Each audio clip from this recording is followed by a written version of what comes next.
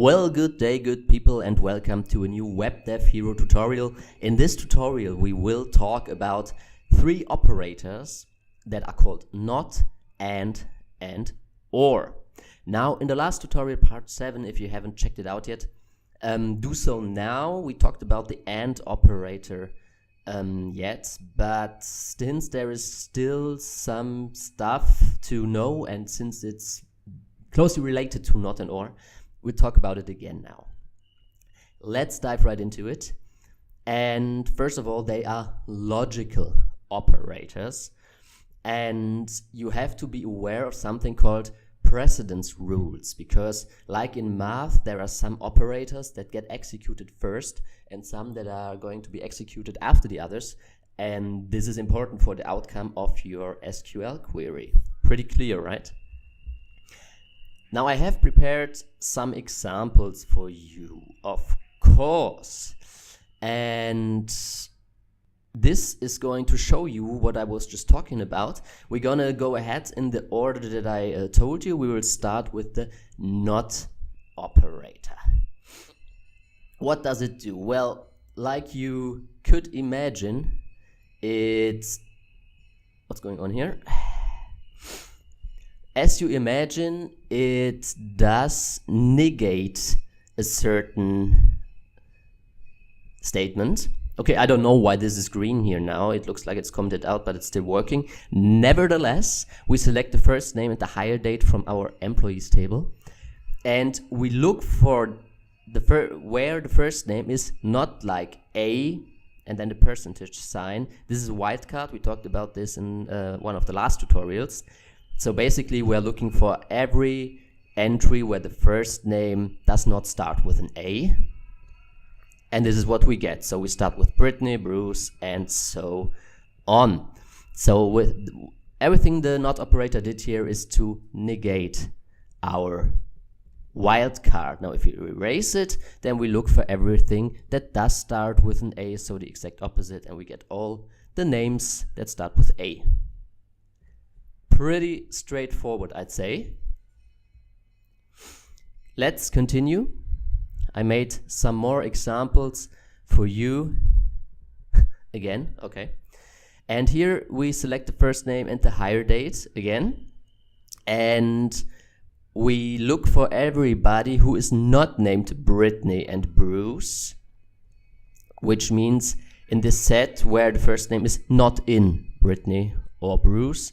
And we execute this, and maybe you remember Brittany and Bruce.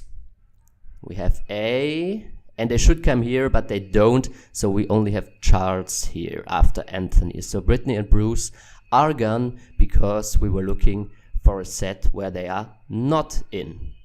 Now again, if we put away this negation, then we should get Brittany and Bruce, and we do. Perfect. Moving on. The next example, here we go. The next example with our not operator is we select the first name and the salary, and we look for everybody whose salary is not between 3,000 and 6,000. Let's execute this, and what do we get here? 2,100, 27, 28, 29, boom, a big gap, and then 6,100 and 2,900. So we looked for everybody who does not earn between 6 and 3,000. Okay? So basically the not operator goes with different selections, like the like the in, like the between, and you can just negate them with not. Pretty easy. Let's continue with the and. What does the and do? Well, it's pretty obvious, and we already talked about this. The and operator does chain conditions. So we select the first name, last name, and salary, and we look for everybody whose first name is David. Now I did this just to show you something. Okay, we have 3 Davids here. David Austin, Bernstein, and Lee with different salaries. All right? And what we do with this now is the following. We select the three things again. Okay, live SQL's highlighting is really absurd today. And we look for everybody whose first name is David, like we did before, and where the salary is over 5,000. So this means both of the conditions have to be met, and this gives us every David with a salary bigger than 5,000, so Bernstein and Lee. If we execute this, we get Bernstein and Lee. Important here, the AND operator says both of the conditions have to be met in order to fit our query. Now you can, of course, change several conditions. You can say, give me the first name, last name, and salary, where the dude is called David, and the salary is over 5,000, and the last name is Lee. So basically, just this guy here. We execute it, and this is what we get. Just David Lee with a salary over 5,000. All these conditions have to be met. Okay? Moving on to OR. The OR operator gives us the following alternatives. We again select the first name, last name, and salary from the employees table. We look for everybody whose first name is David. Remember, these were 3 people. Or for anybody whose first name is James. So basically what we are saying now, these are 2 conditions, so David and James, and one of them has to be met. So either give us everybody whose first name is David or whose first name is James. That's all there is to it by now. Now let's make this a little more tricky, a little more interesting, if you will, and select the same stuff from our employees table, and also say select everybody where the first name is David or the first name is James, and the salary is 2,400. So what do you think this is going to give us? I will show you this again. We have 3 Davids, 2 James, 1 salary of 2,400. Now we will talk about something called operator precedence. Now first of all, guess what this is going to give us. I will run it for you and you will see what it's going to give us. It is going to give us David, James, David, and David. So 1 James disappeared. Okay? And why is that? This is because of operator precedence. So this, I would show you again the other output, just so I have a comparison. Here we have 2 James, a James Landry with 2,400 and James Marlowe with 2,500. And if we change this condition, James Marlowe with 2,500 is gone. So we only have the salary of 2,400. That's because this reads like here, 1 plus 2 times 3 is 1 plus 6 makes 7. It's not 3 times 3, okay? Same thing here.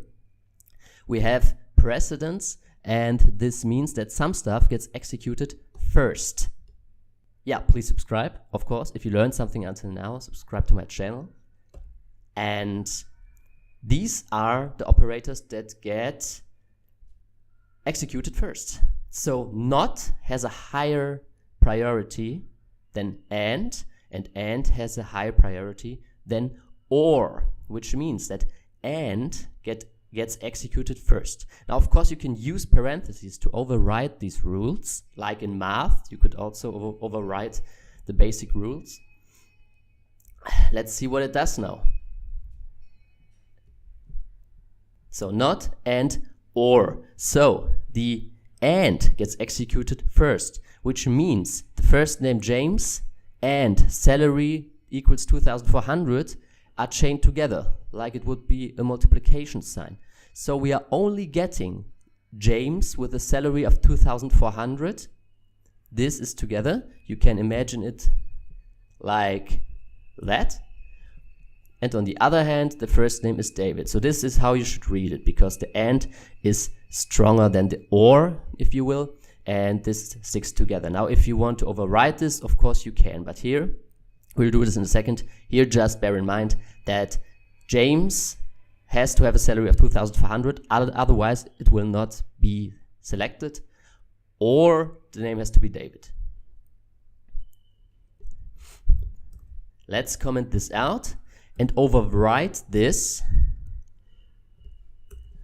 So this is the same statement, exactly the same statement, only now I put parentheses around the or.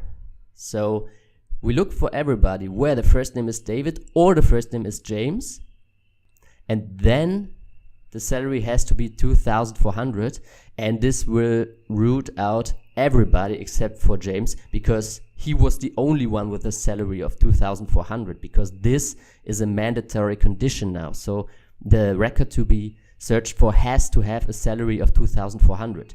And here, up here, it was not the case, because the salary, oh no, let's keep it here, because the salary of 2,400 was only attached to the condition of the guy to be named James. Okay? That's it for today, folks. A lot of new input. I hope you learned something, and I see you in the next tutorial.